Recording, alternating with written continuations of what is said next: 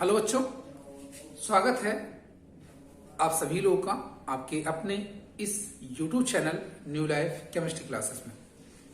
जैसा कि पिछले वीडियो में आप सभी को इसमें नामनक्लेचर के बारे में बताया गया था और आप लोगों ने इसमें जो क्वेश्चंस दिए गए थे उसके आंसर भी किए हुए हैं। तो जो एल्कोहल का नामकरण आपको बताया गया था, आज हम उसी को आगे भी कंटिन्यू करते हैं, क्योंकि कुछ बच्चों को दिक्कत हो रही थी, क्योंकि उसका अंकन शायद नहीं कर पा रहे हैं वहां पे अच्छे ढंग से। तो मैं एक बार फिर से इसको समझाने का प्रयास करता हूं आज के इस वीडियो में, और फिर से मैं उसी फंक्शन ग्रुप को यहाँ पे शामिल करूंगा एल्कोहल को।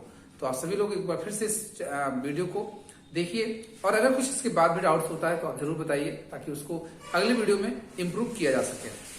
तो आज के हम जो टॉपिक यहाँ पे आपसे डिस्कस कर रहे थे, कार्बन की संयोजकता में हमने फंक्शनल ग्रुप को स्टार्ट किया हुआ था। फंक्शनल ग्रुप क्या था वो मैंने आपको बताया हुआ है इसके पहले वीडियो वाले में। तो आपने ये समझाया हुआ था पहले कि फंक्शनल ग्रुप है क्या। आपने कहा कि परमाणु अथवा परमाणुओं का ऐसा समूह, परमाणु अथवा परमाणुओं का ऐसा समूह जो किसी कार्बनिक यौगिक में जुड़कर उसकी प्रकृति में उनके गुणों में परिवर्तन कर देता है, उनके गुणों में या उनकी प्रकृति में परिवर्तन कर देता है, वो कहलाते हैं आपके फंक्शनल ग्रुप ना।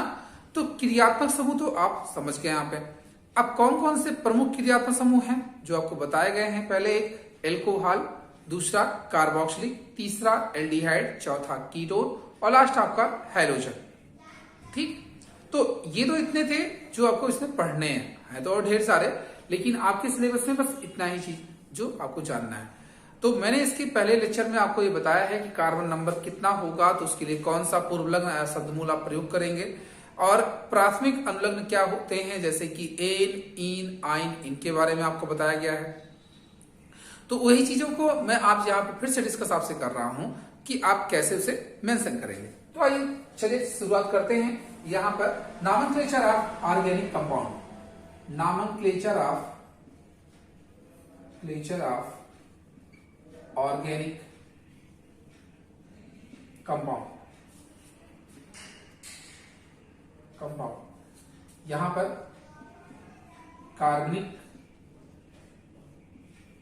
यौगिकों का नामकरण। ठीक, कार्बनिक यौगिकों का नामकरण। देखिए, वैसे बेसिकली आपके एग्जाम में जो क्वेश्चन पूछे जाएंगे वो IUPAC नाम से आएगा, लेकिन कुछ ऐसे सदस्य हैं जहां उनके साधारण नाम भी आपको जानना जरूरी होता है। और साधारण नाम कुछ यौगिकों के हैं, कुछ कंपाउंड जो आपको यहाँ पे दिखाए जाएंगे उनके साधारण नाम भी आपको याद रखने होते हैं। तो आइए शुरुआत करते हैं। यहां पर पहले एल्कोहल का।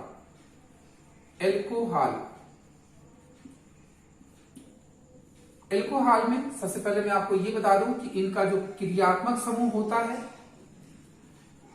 क्रियात्मक समूह वो है OH। क्या है वो? OH है क्रियात्मक समूह। साथ साथ इनके में अगर द्वितीयक अनुलग्न की बात करूं आपसे, द्वितीयक अनुलग्न की बात करूं तो वो है ऑल।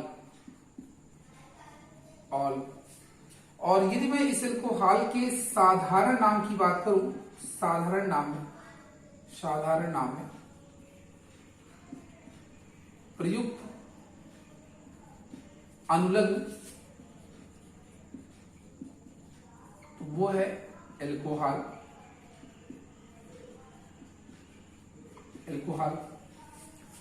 अब इनके जो साधारण नाम आप लिखेंगे, सबसे पहले आप ये समझ लीजिए कि जो भी कंपाउंड आपको यहां दिखाए जा रहे हैं, देखना आपको ये है कि उनमें किस रूप में वो दी गई है। शाखाओं के रूप में दी जा रही हैं, सीधी चैन के रूप में दी जा रही हैं, या कई अन्य शाखाओं को उसमें जोड़ा गया है। तो इन सभी बातों को हम लेकर यहाँ पे डिस्कस करेंगे आपसे। सबसे पहले मैं बता दूं, यहां पर अगर कोई कार्बन की श्रृंखला एक सीधी श्रृंखला के रूप में जुड़ी होती है वहां पर कोई शाखा आपको नहीं मिलती है, तो ऐसी स्थिति में आप ये समझेंगे कि वह आपका एक नॉर्मल चेन है। कैसा है? नॉर्मल चेन है, और उसके नाम के पहले हो सकता है पूर्वनाम आपका एन यूज किया गया हो, जो साधारण नाम में आप यूज करते हैं। ठीक है, पहले एक चीज ये बता दीजिए सब लोग कि ये बातें समझ में आ गई। क्रियात्मक समूह क्या है, द्वितीय अनुलग्न आपका क्या बताया जा रहा है, ऑल। साधारण नाम में प्रयुक्त अनुलग्न जो है वो एल्कोहल है, और इसका जो पूर्वनाम आप एल्किल के रूप में लिखेंगे। तो आइए पहले मैं इसको समझा देता हूँ कौन कौन से एल्किल पॉसिबल हो सकते हैं। यहाँ पे इनको मैं हटा देता हूं, और ये चीजें सभी में आप शामिल कर सकते हैं।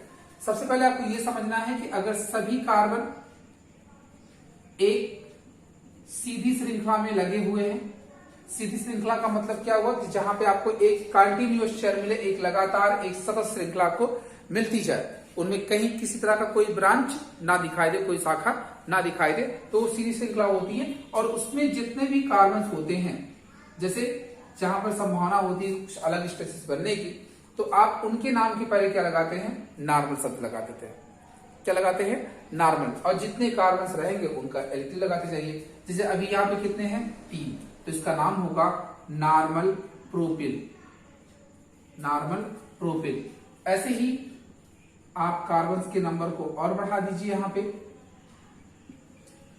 इस प्रकार से, तो ये आपका होगा नॉर्मल ब्यूटिल।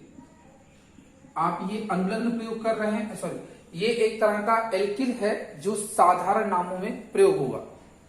आईयूपीएसी नाम में इनका कोई विशेष महत्व तो नहीं है, इसलिए आप ये ध्यान से सुनिए कि साधारण नाम में इनका प्रयोग आप करेंगे। ठीक, और ये चीजें आपके पास लंबे समय तक रहेंगी। ठीक, आइए फिर आगे CH3, CH2, CH2, CH2, CH2 देख रहे हैं सभी एक सीधी श्रृंखला में लगा है। आगे एक बैलेंस इसकी फ्री दिख रही है, यहां पे होगा नाम इसका नॉर्मल पेंटिल, नॉर्मल पेंटिल। आगे कार्बन को और बढ़ाएंगे तो नॉर्मल हेक्सिल होगा, नॉर्मल ब्यूटिल, नॉर्मल हेप्टिल होगा, नॉर्मल ऑक्टिल होगा, ऐसे ही।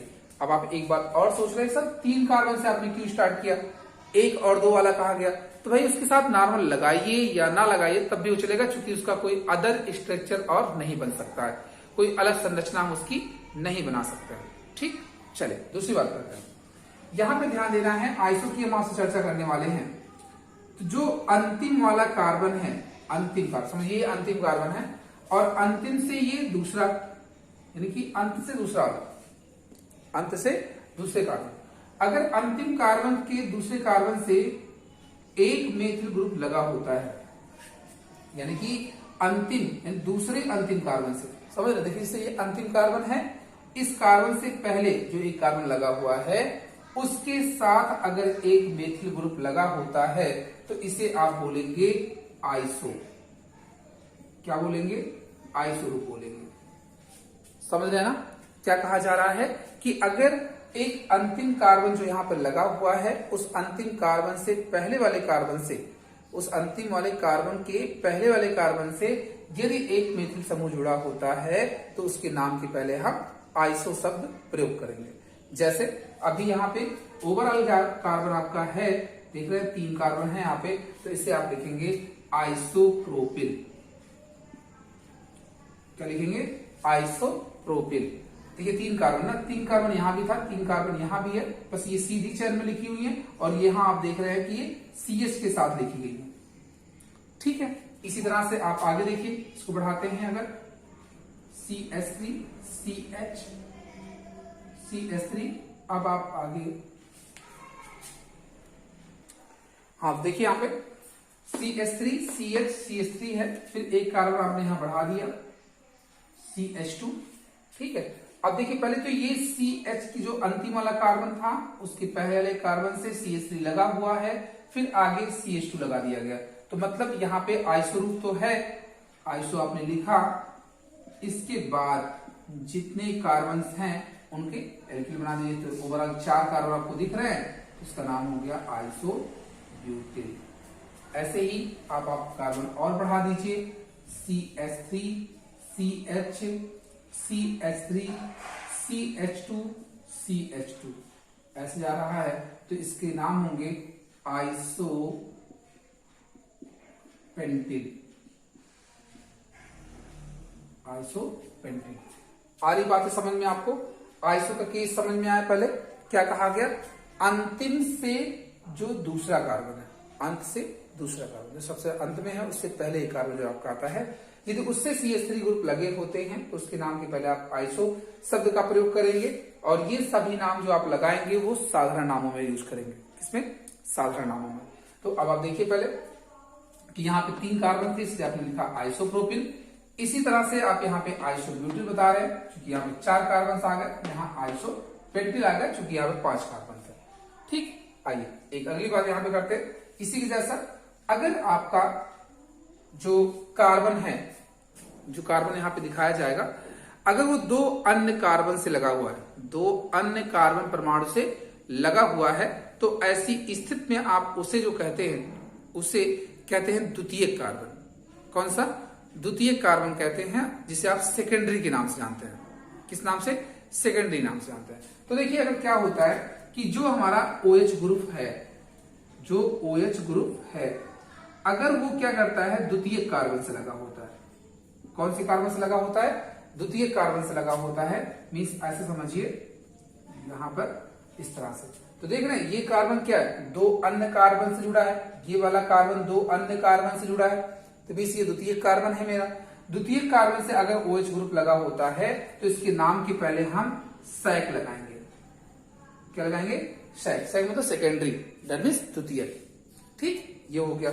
अब इसके बाद देखिए कार्बन के नंबर आप बढ़ाते जाइए ऐसे ही, लेकिन ध्यान रहे कि OH ग्रुप हमारा किससे लगा होना चाहिए? द्वितीयक कार्बन से लगा होना चाहिए। और द्वितीयक कार्बन मेरा है कौन सा?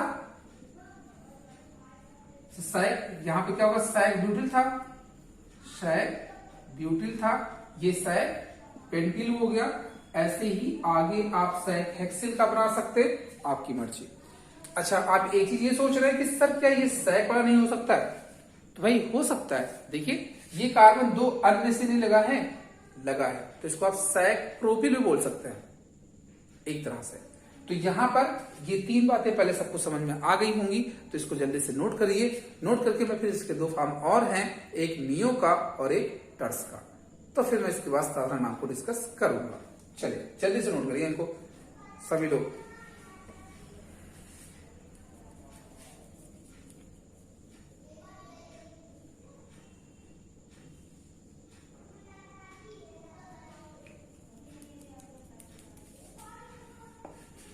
तो नोट सभी ने कर लिया? चलिए ध्यान से देखिए यहाँ पे। आपने देखा कि अगर सभी कार्बन एक सीधी श्रृंखला में लगे हुए हैं तो उसके नाम के पहले आप नॉर्मल शब्द यूज कर रहे हैं। आपने कहा अंतिम से पहला वाला कार्बन, यानी कि जो अंत से कहा जाए उसके पहले जो कार्बन है उससे एक CH3 ग्रुप लगा होता है तो उसके साथ आप आइसो लगाते हैं। और यदि क्या हुआ कि आपका जो फंक्शनल ग्रुप है, जो क्रियात्मक समूह है, वो द्वितीयक कार्बन से लगा होता है, OH ग्रुप अगर यहाँ द्वितीयक कार्बन से लगा हुआ है तो वो आपका सेकेंडरी के नाम से जाना जाएगा, जिसको आप सैक बोलते हैं, सैक पढ़ते हैं। Sec butyl, sec pentyl, sec hexyl ऐसे यूज करते जाएंगे। तो सभी ने नोट कर लिया इसे? हाँ, चलिए मैं आगे बताता हूँ इसके फॉर्म। इतनी चीजें सबको यहाँ पता होनी चाहिए। फिर मैं यहाँ पर एक किसी साथ नाम में भी बता दूंगा आपको। देखिए आप टर्स की अगर हम आपसे बात करें, या फिर सबसे पहले मैं आपसे नियो की बात कर लूं, तो देखिए जो अंतिम कार्बन है आपके पास दिख रहा ना आपको सबको? हाँ, जो अंतिम कार्बन है अंत से पहले जो कार्बन है, यदि उससे 2 CH3 ग्रुप लगे हैं, 2 CH3 ग्रुप लगे हैं, फिर उसके साथ एक यहां पर CH2 लगा है। समझिएगा क्या कहा गया कि अंतिम से पहले जो आपके कार्बन है उनसे 2 CH3 ग्रुप लगे हों, फिर उसके बाद एक CH2 लगा हो, तब जाकर के आपके फंक्शनल ग्रुप लगते हैं अगर, तो ये कहा जाता है कि इसके नाम के पहले आप नियो शब्द लगाएंगे और जितने कार्बन से रहेंगे उनका नाम लिखेंगे, तो नियो पेंटिल होगा ये। फिर ऐसे ही आप देखिए CH3, CH3, CH3, यहाँ पे फिर CH2, CH2, तो इसका नाम आप लिखेंगे यहाँ पर नियो हेक्सिल। क्या लिखेंगे? Neo hexyl, neo hexyl. फिर आगे ही ऐसे आप CH3, CH3, CH3, CH2 CH2 CH2। यदि आप ऐसे लिखते हैं, कार्बन की संख्या बढ़ाते जाए, नाम इसका बदलता जाएगा, नियोहेप्टिल नाम लिखेंगे, नियोहेप्टिल नाम लिखेंगे। ठीक है।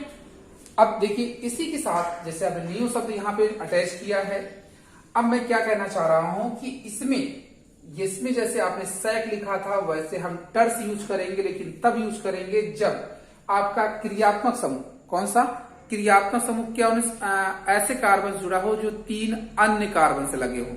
डेट मीन्स उसे हम बोलेंगे तृतीय कार्बन। जो 3 अन्य कार्बन से जुड़ा होता है कार्बन आपका, वो कहलाता है तृतीय कार्बन। और तृतीय कार्बन यहाँ पे देखिए, जैसे मैं कहूं कि ये कार्बन देखिए मेरा, ये वाला कार्बन 1 2 3 4 से जुड़ा है, लेकिन मुझे ऐसे कार्बन को ढूंढना है जो 3 अन्य से जुड़ा होगा, तो उसके नाम के पहले आप क्या लगाएंगे, टर्स शब्द लगाएंगे। जैसे देखिए आप यहाँ पर, अगर मैं बात करूं यहाँ पर CH3 CH3 CH3 की, और यहां पर मैंने अपना फंक्शनल ग्रुप लगा दिया, तो आप देखो ये वाला कार्बन 3 अन्य से जुड़ा है कि नहीं जुड़ा है। फंक्शनल ग्रुप आपको यहाँ पे OH यूज करना है। ठीक, सबको दिखाई दे रहा है। अब देखिए मैंने इसलिए इसको नहीं मिटाया क्योंकि मैं अभी इसी पे नामकरण आपको साधारण वाला बता दूंगा, आपका समय भी बचेगा और यौगिक भी आप मैक्सिमम जान जाएंगे।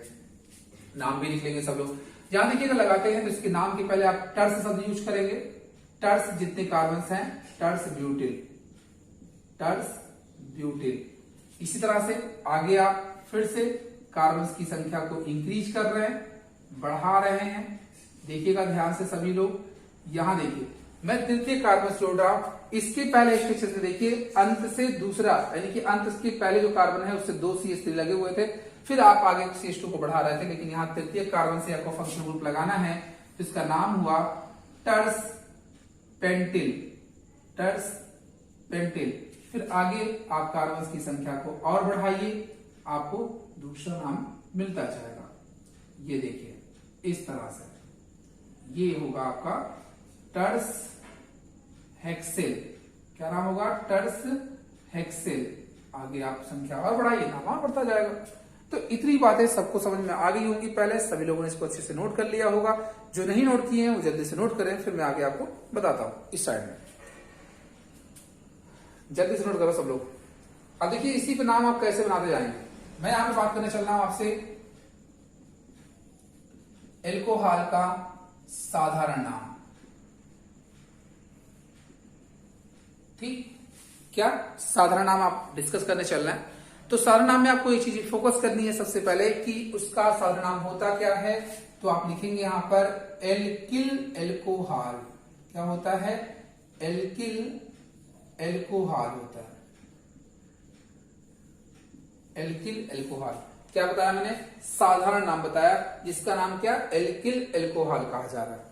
भाई अगर उसमें केवल एक ही कार्बन के साथ OH ग्रुप आपका लगा होता है, एक ही कार्बन के साथ केवल OH ग्रुप आपका लगा होता है, तो भाई उसमें एक कार्बन का एल्किल होता है मेथिल, तो मेथिल एल्कोहल। 2 कार्बन के साथ लगा है तो एथिल एल्कोहल। ये तो कॉमन सबको पता है। अब देखिए इनमें मैंने क्या कहा, एल्किल एल्कोहल। एल्कोहल कब होगा, जब उसमें OH ग्रुप लगा होगा, जब उसमें OH ग्रुप लगा होगा। जैसे मान लीजिए कि आपको दिया गया CH3, अभी तो इस CH3 का क्या नाम है, मेथिल नाम है। CH3 का क्या नाम है, मेथिल नाम है। ठीक है, तो अगर इसमें मैंने OH लगा दिया, OH लगा दिया, तो नाम क्या हुआ इसका, बताओ सब लोग। भाई एल्किल का नाम आपने बताया मेथिल है, OH लगा हुआ है, तो इसकी जो आपको ये बताया गया कि साधारण नाम में प्रयुक्त अनुलग्न होते हैं वो एल्कोहल होते हैं, तो नाम इसका क्या होगा, मेथिल एल्कोहल होगा। क्या नाम होगा इसका, मेथिल एल्कोहल होगा, एल्कोहल होगा। इसी तरह से अगर मैं 2 कार्बन का सदस्य ले लेता हूं, यहाँ पे उसमें OH लगा देता हूं, तो 2 कार्बन का एल्किल आपको पता है वो है एथिल, उसमें जोड़ देंगे आप एल्कोहल, तो नाम क्या बन जाएगा, एथिल एल्कोहल। ठीक है ना, इतनी बात समझ में आई। अब आइए आपके पास कार्बन से यहाँ पे 3 से स्टार्ट ही हुए हैं, कई कंपाउंड्स ऐसे हैं। अब देखिए सिर्फ समझना है यहाँ पे अच्छे से सभी को, और कंपाउंड आप मैक्सिमम जान पाएंगे यहाँ पे, और चीजों को अच्छे से अगर आप प्रैक्टिस करेंगे तो ये मान के चलिए अगली क्लास के लिए भी आपका ये एक स्टैंडर्ड फॉर्म होगा। साथ साथ जब तक आप ऑर्गेनिक पढ़ेंगे आपके साथ ही चलता रहेगा। ये एक बेसिक टर्म्स है, सभी लोग इसको देख सकते हैं, क्लास 10th वाले 12th वाले 11th वाले सभी लोग इसको विजिट कर सकते हैं। ठीक, तो एक बार इसको जरूर देखिएगा सभी लोग, जो भी आपके टच में आए उनको जरूर बताइए। देखिए यहाँ पे CH3 CH2 CH2OH लगा हुआ है। अब इसका नाम क्या हुआ?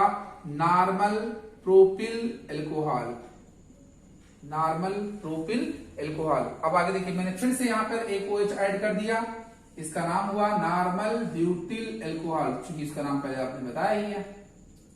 अब आप देखिए इसमें भाई जब आप OH लगा देंगे, इसमें जब आप OH लगा देंगे, देखिए ऐसे सभी के एग्जाम्पल सबको मिलने चाहिए। यहाँ पे OH आपने लगाया, नॉर्मल पेंटिल एल्कोहल हुआ, नॉर्मल पेंटिल एल्कोहल हो गया। आगे ऐसे बढ़ाइए आप, यहां देखिए फिर से मैंने यहाँ OH लगा दिया, ध्यान दीजिए कि वो OH इससे लगा हुआ है, इसका नाम हुआ आइसोप्रोपिल एल्कोहल, आइसोप्रोपिल एल्कोहल। फिर देखिए इसमें मैंने OH ग्रुप लगाया, इसका नाम हुआ आइसोब्यूटिल एल्कोहल। ध्यान रहे कि इससे ज्यादा एग्जाम्पल आप अपनी बुक में ढूंढ लीजिएगा, संभवतः नहीं मिलेगा। आइसोपेंटिल एल्कोहल, बस चीजों को आप समझिए एक साथ, आप खुद से एग्जाम्पल ढेर सारे बना सकते हैं जो कि आपकी बुकों में मेंशन नहीं होगा। ठीक, ये श्योर रहिए इसके लिए। आइए देखिए यहाँ पे मैं सेकेंडरी कार्बन के साथ लगाता हूं OH, तो इसका नाम होगा sec butyl alcohol, sec butyl alcohol. Next आपका यहां पर OH ग्रुप में लगा रहा हूं सैक पेंटिल एल्कोहल। सिर्फ क्या लगाना? आगे एल्कोहल। कौन से नाम की चर्चा आप कर रहे हैं? साधारण नाम की चर्चा कर रहे हैं। आइए ऊपर बढ़ते हैं। यहाँ पर यहां मैंने OH ग्रुप लगाया तो नाम हुआ इसका नियोपेंटिल एल्कोहल, नियोपेंटिल एल्कोहल। फिर आगे देखिए यहां पर अगर मैं देखता हूं तो नियोहेक्सिल एल्कोहल, नियोहेक्सिल एल्कोहल। यहां पे लगाया मैंने OH, इसका नाम हुआ नियोहेप्टिल एल्कोहल। आसान लग रहा है या नहीं? सब लोग जरूर बताएंगे नीचे कमेंट में, जो लोग भी वीडियो देख रहे हैं वो जरूर बताएं। यहां पे लगाया मैंने, तो इसका नाम होगा टर्स ब्यूटिल एल्कोहल। क्या लिखेंगे? टर्स ब्यूटिल एल्कोहल। जहां पे दिक्कत होगी उसको जरूर बताइएगा सब लोग। अब देखिए मैं यहाँ पे OH ग्रुप लगा रहा हूं इसके पास, तो इसका नाम हुआ टर्स पेंटिल एल्कोहल, पेंटिल एल्कोहल। और यहां पे अगर मैं OH ग्रुप लगाता हूं इस तृतीय कार्बन के पास, तो यहां बन जाएगा टर्स हेक्सिल एल्कोहल। क्या होगा? टर्स हेक्सिल एल्कोहल। तो ये था आज का लेक्चर आपका, जो आपको यहां दिखाया जा रहा है। सभी लोग इसको अच्छे से कॉपी करें। मैक्सिमम एग्जाम्पल आप खुद से क्रिएट कर सकते हैं। आप अपनी बुकों को देखिएगा, आपके पास जो भी स्टडी रिलेटेड ग्रुप हो या आप कहीं से भी पूछिएगा, इससे ज्यादा एग्जाम्पल कोई नहीं दिखा सकता। ठीक, और मैं ये नहीं कह रहा हूं कि इतने एग्जाम्पल आप बना सकते हो, आप तो आगे और बना सकते हो। ये तो भी सभी स्टार्टिंग है। बस थोड़ी सी चीजें अगर आप समझ में आ गई होंगी आपके, तो आप इसको बहुत अच्छे से समझ जाएंगे। बस जिनको दिक्कत होती है वो एक दो बार वीडियो को रिवीजन करके देखें। ठीक है, अधिक से अधिक बार इसको देखते रहे। ये चीजें मान के चलिए कि क्लास 10th के साथ साथ 11th में भी यूजुअल है, 12th में भी यूजुअल है। तो आपके जितने भी सहयोगी हों उनको ये वीडियो जरूर शेयर करें, और अपने नए मित्रों के साथ, जो नए आपके संपर्क में आए हुए लोग हैं, उनसे ये जरूर कहें कि वीडियो अगर अच्छी लगे तो लाइक करें, और साथ ही साथ चैनल को सब्सक्राइब करें। तो अगर आप लोगों के कमेंट इस पे अच्छे आए और लगा कि हाँ आप लोग समझ पा रहे हैं, तो मैं वीडियो को आगे कंटिन्यू करता हूं, और एल्कोहल के नामकरण की चर्चा मैं आपसे करूंगा। वो भी कौन से? IUPAC नाम की। ये चीजें अगर आप समझ जाएंगे तो ये मान के चलिए कि आगे ऑर्गेनिक में कभी भी कोई भी कंफ्यूजन कोई नहीं क्रिएट कर सकता। ये श्योर है। तो चलिए आज के लिए बस इस वीडियो में इतना ही रखते हैं। मिलते हैं आप सभी से अगले वीडियो में।